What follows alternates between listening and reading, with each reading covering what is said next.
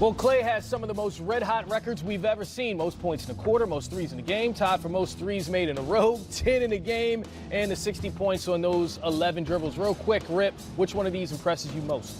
Well, the 10 straight threes. I think for me as a player, it's hard to make 10 threes, but to make your first 10 threes, I think that's very impressive to myself. GA, when you look at Boogie coming in and adding another weapon to this offense, and the fact that 86% of their baskets when he's on the floor are assisted. Yeah.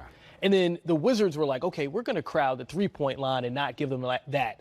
And that didn't work. So why did that not work as an approach against the Warriors to crowd the three-point line? Well, I do think that has to be a part of your game plan to have success against them. And to your point, it didn't work for the Wizards, or it didn't work really for the Celtics, but it gave them a chance. And it's going to be important. The problem, though, is you're talking about arguably the highest basketball IQ team that you're going to see collectively. And here, they just take advantage. You overplay, taking away the three. I'll just go in and give me a little quick layup.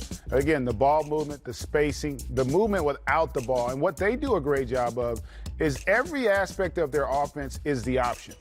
And they all make the right reads on these plays, you know. And again, understanding weak side there, you're not going to leave Klay and you're not going to leave Steph. So that just creates an easy opportunity for that pick and roll action with Durant and also Boogie Cousins. So they're just, I think that's the thing that people didn't talk enough about when you look at Cousins coming over and also Durant. Those guys just weren't great players. They were high IQ guys.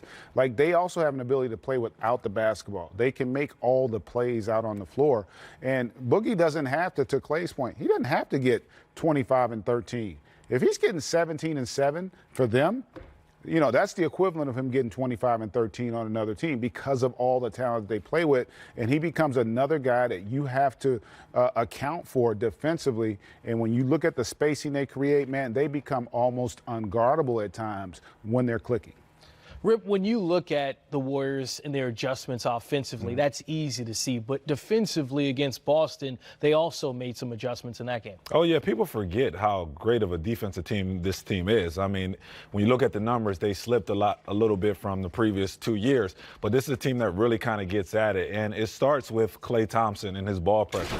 I think he's one of the best two-way players that we got in the game. And him guarding Kyrie Irving right here. But look at the weak side. You got two guys in the paint. You got Steph Curry and Draymond Green helping and is willing to give up the shot for Al Horford. Again, you see three guys, all of them, they got their eyes on Kyrie Irving because they know that he's a big part of this team. Now you got a guy like Boogie Cousins that can pretty much be a rim protector for this team, which they've been lacking all season long. Again, put Kyrie in pick and roll, the big stays out, Looney stays there until Livingston can get back. Boogie now has to guard too. Now he does a great job of getting in front of Al Horford, and now when they do that, now they're in transition, and this is where they make teams pay. If this team's allowed to get in transition and get easy baskets, especially like that, they're just too good of a team. They share the ball. They average, you know, close to 30 assists a game.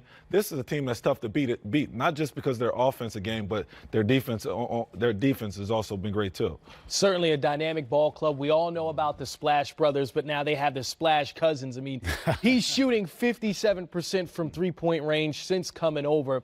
But how has he unlocked this offense in different ways? Well, the big thing for him is the shot quality.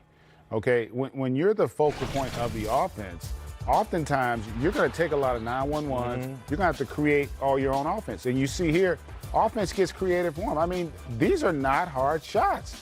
And so when you give a great player these kind of looks, he's going to shoot a tremendously high percentage. And I think from his standpoint, it's probably the easiest the game has ever been, other than when he plays on Team USA, because he's basically playing on Team USA right now when you look at the makeup of this Warriors squad. And Rip, to your point, the point differential since Boogie has been with the Warriors, that's the thing that you're looking at, including their tight game against Boston. That's factored into the equation. Listen, you got 5 All-NBA guys on the team, and when they're on the floor together, you look, they got 43 assists on their 50 makes.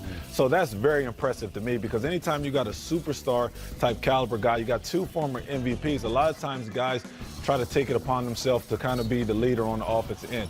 But they know they do it by committee. You heard Klay Thompson's interview. He says, hey, you know what? I got the luxury of playing with great players. And when you're playing with great players, the spacing is great, like GA say. You ain't got to take tough shots. You ain't got to go out there and force the issue, because you know if you swing the ball, your teammate is going to be looking for you to get yourself a wide open basket. Well, it won't be too